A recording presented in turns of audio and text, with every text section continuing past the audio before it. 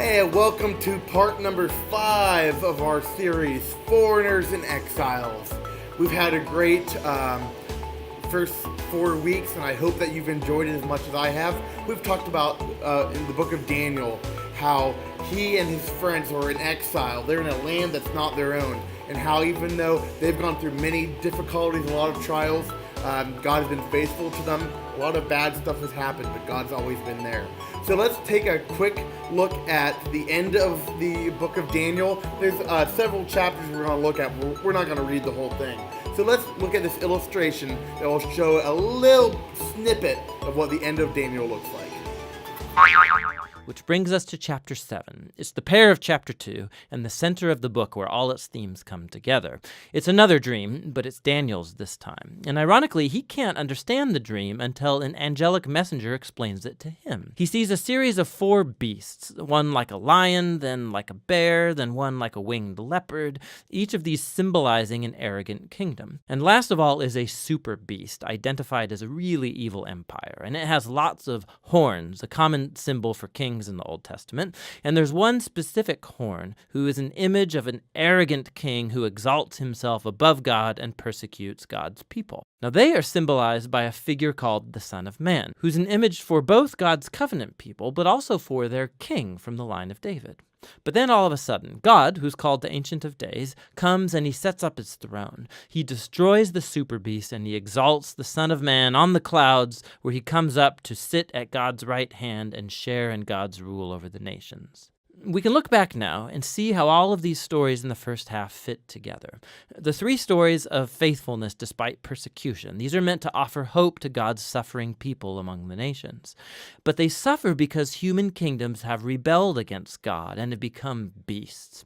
And so these visions encourage patience, that God's people are to wait for him to bring his kingdom and rule over our world and vindicate his suffering people. But it raises the question about when God is going to do that, and that's what these final 3 visions set out to explore. In chapter 8, Daniel has another vision about the final 2 beasts of chapter 7, but this time they're symbolized by a ram, who we're told is the image of the empire of the Medes and Persians, and then by a goat, who's an image of ancient Greece. And out of the goat come a whole bunch of horns, one of which symbolizes the evil king from chapter 7.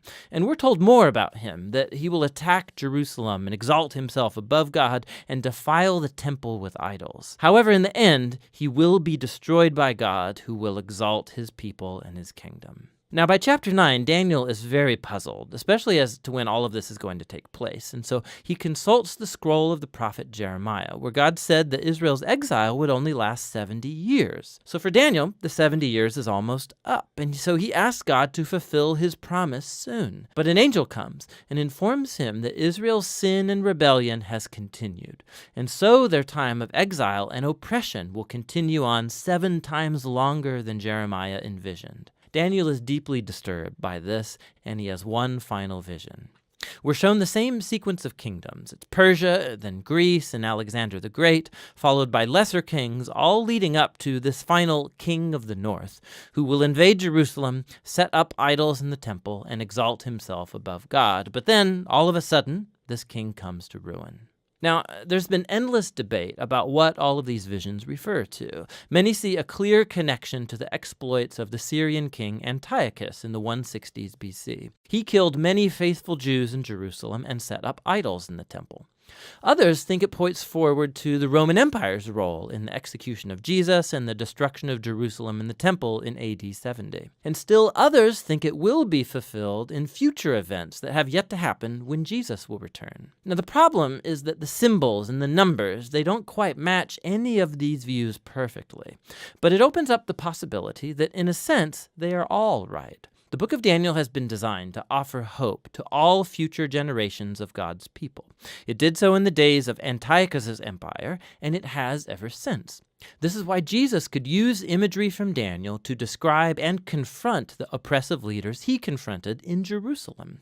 This is why John, the visionary who wrote the Revelation, could adapt Daniel's visions and apply them to Rome of his day and also all future oppressive empires. And so the point of Daniel is that all generations of readers can find here a pattern and a promise. It's a pattern that human beings and their kingdoms become violent beasts when they glorify their own power, when they redefine right and wrong, and don't acknowledge God as their true king. But Daniel also holds out a promise that one day God will confront the beast. He will rescue his world and his people by bringing his kingdom over all nations. And so for every generation, this book speaks a message of hope that should motivate faithfulness. And that's what the book of Daniel is all about. Wow, that is a lot of crazy stuff. We've got monsters, and we've got these goats and rams, and all the horns, and what do these all represent? They represent some of the really difficult times that are heading for Israel. So we're not going to read this whole section, but let's read a little bit from Daniel chapter 9. Let's read Daniel chapter 9, starting at verse 1. In the first year of Darius, son of Exiles, who was the ruler over Babylonian kingdom, in the first year of his reign, I, Daniel, understood from the scriptures, according to the word of the Lord given to Jeremiah the prophet, that the desolation of Jerusalem would last 70 years. So I turned to the Lord God and pleaded with him in prayer and petition, in fasting and in sackcloth and ashes. I prayed that the Lord God and confessed, Lord, the great and awesome God who keeps his covenant of love with those who love him and keep his command. We have sinned and done wrong. We have been wicked and rebelled. We have turned away from your commands and laws. We have not listened to your servant, the prophet, who spoke in your name to the kings and princes of our ancestors and to the people of the land. Lord, you are righteous, but this day we confess with shame. The people of Judah and in the inhabitants of Jerusalem and of all of Israel, both near and far, in all the countries where you have scattered us because of our unfaithfulness to you. We and our kings, our princes and our ancestors are covered with shame, Lord, because we have sinned against you. Now let's skip ahead to verse 17. Now our God, hear our prayers and petitions of your servants. For your sake, Lord, look with favor on the desolate sanctuary. Give ears, our God, and hear. Open your eyes and see the desolation of the city that bears your name. We do not make requests of you because we are righteous, but because of your great mercy. Lord, listen. Lord, forgive.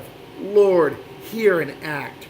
For your sake, my God, do not delay, because your city and your people bear your name. So that's a lot of information there. You know, this whole little passage in book of Daniel chapter 9, Daniel's pleading with God. He's saying, we've been in captivity for all these years. God, rescue us. It's not because we deserve it. He said, we don't deserve it. We've been horrible people. We have not listened to you. We have not obeyed your laws. We're in this mess because of us. Not because of you, but because of us. But he said, please, God, we beg you to hear our prayer and act. You know what? God, when he does good things for us, when he gives us good things and he acts on our behalf, is it because we deserve it? No. God doesn't owe us anything. There's nothing that, there's no debt that God has to repay us. He doesn't do things because we're good. He does stuff because he loves us. And Daniel recognizes that. He said, we've gone through all this mess. I've been thrown in the lion's den. My friends have been thrown in a furnace. We've been persecuted. We've been lied about. All this horrible stuff has been happening to us while we're in exile. We're in a land that's not our own. But God, you are righteous. You are good. We are messed up. We are shameful. But we ask, God, that you would act on our behalf. Just a few weeks ago, my son was in our kitchen and the stove was on. and he's 3 years old, and he's been told over and over and over again, don't touch the stove, it might be hot. Don't touch the stove, it might be hot. We've had him help us cook a few times, or he's stirring a pot, or he's dumping something in the pot, and we've made sure we tell him, be careful, don't touch the stove. It's hot, it will burn you, it will hurt. And over again, we tell him these things. And it's not because we don't want him to do something that's fun. It's not that we don't want him to have this experience. It's that this is hot. It will hurt. And so one day we were cooking and we walked away. Theo was in a different room. And Theo walked over. He grabbed a little step stool and he went up. And he touched the stove. And it was hot and he screamed, ah, ah, ah. He was all upset. He had like tears running down his face. And he said, I don't like it. I don't trust it anymore. First of all, that's hilarious coming out of a 3-year-old. I don't trust it anymore. But he learned there was a reason we said, don't touch the stove. It wasn't just, this thing that we'll put some arbitrary rule out. We were like, don't touch the stove. It will hurt. Bad things will happen. Now, is it our fault that he touched the stove? No. We were cooking. The stove was on. He was in a different room. He came over the stool, stepped up on the stool, and he deliberately chose to touch it. Now, do we blame him? Do we heap on the ridicule? Do we tell him he's a horrible child? Do we just say, go to your room and don't come out? No. He got that natural consequence of his actions. Now, there will be times where he disobeys and we'll have to punish him. But he had an instant punishment because he did something that had a natural consequence. And that's the way it is in our lives often.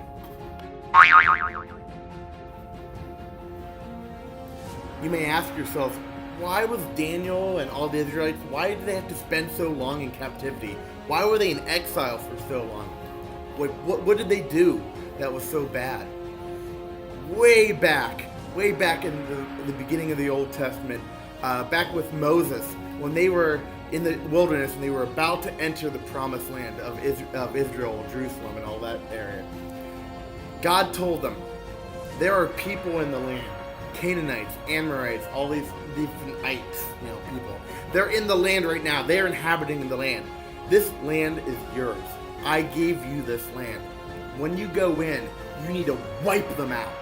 You need to take every one of them. Don't let them stay in the land. They said, don't let them survive, because if they do, if you let them survive, they will turn you away from me. God didn't say this because he was some evil God that is like, I hate the Canaanites, I hate the Amorites, I hate these people, I want them gone. He didn't do that. These people were God's creation as well. But he knew that these people had no interest in listening or obeying God. Israel was God's chosen people. The people that knew God, that had an intimate relationship with God. God had that connection with them. And he knew that if the Canaanites and the Amorites and all those other ites, if they survived, they would turn the people away from God. And Israel would no longer know and love God. Well, what happened was they went into the land, they killed some, but they let others survive. And they started marrying into the Amorites, and they started marrying into the Canaanites, and all these different people groups started smushing together and created kind of a mixture. And what happened? The people of Israel turned away from God. They started worshiping idols. They started worshiping these false gods of the people. And God said, I can't have this. They didn't follow God's command. God said, I need you to, every 7 years, give the land rest. And I want you to depend on me. Don't work the land. Don't grow crops. Rely on me to take care of you and let the land rest. They never did that. They relied on their own understanding, saying, hey, if we don't grow crops this year, we won't have anything to eat. So they didn't listen to God. They didn't rely on God. So God said, I'm going to give the land a rest. And all these things, God, he isn't going after Israel. He is not conquering them, allowing them to go into exile because he's just this mean God. God warned them over and over and again, don't do this. Don't do this, because if you do this, this negative thing will happen. He said over and over again, he gave them chance after chance.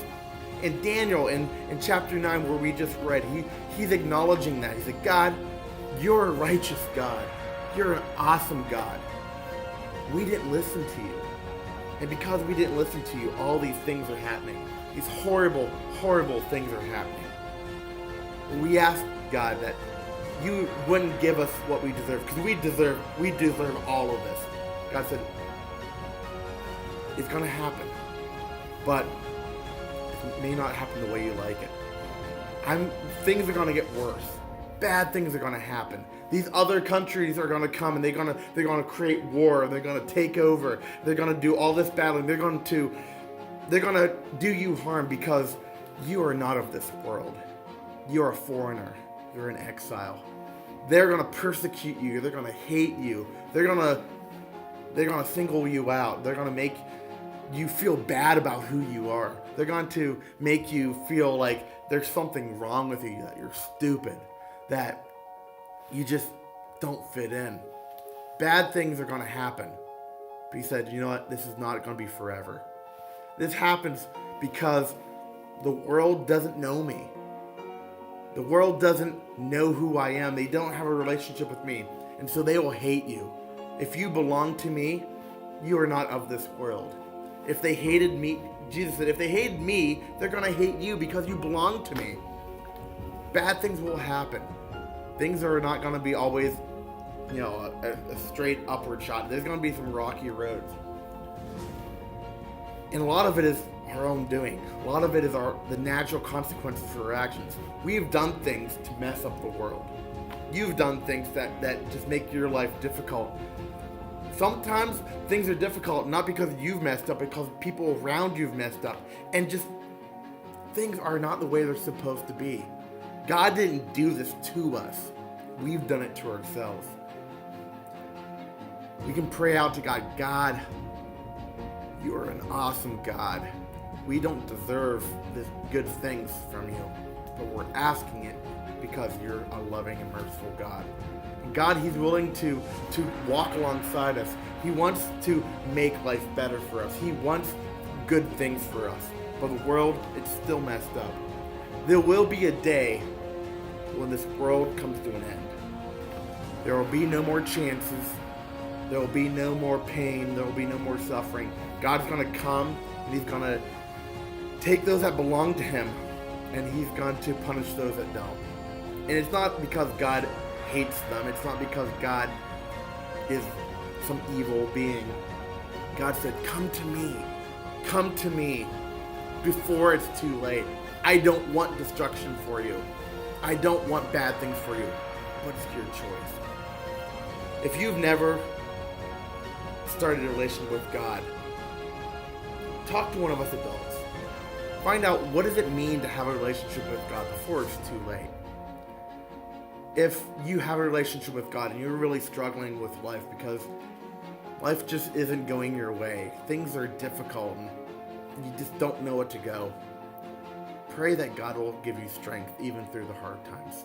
Pray that he would give you relief, that, although things are not going to be perfect, pray that God would show himself to you, so you realize that he's there with you. There's a lot of difficultness that surrounds us. It says in the book of John, in this world you will have trouble, but take heart, I've overcome the world. We're not a part of this world. The world is fallen, but Jesus said, I've overcome it. The world that wants to beat you down, he said, I'm bigger than that. I've overcome the world. And if you belong to Jesus Christ, you're never alone. We're going to have some discussion now with our discussion groups, and I hope that you have a great time talking about these things, and and I'll see you later. Bye.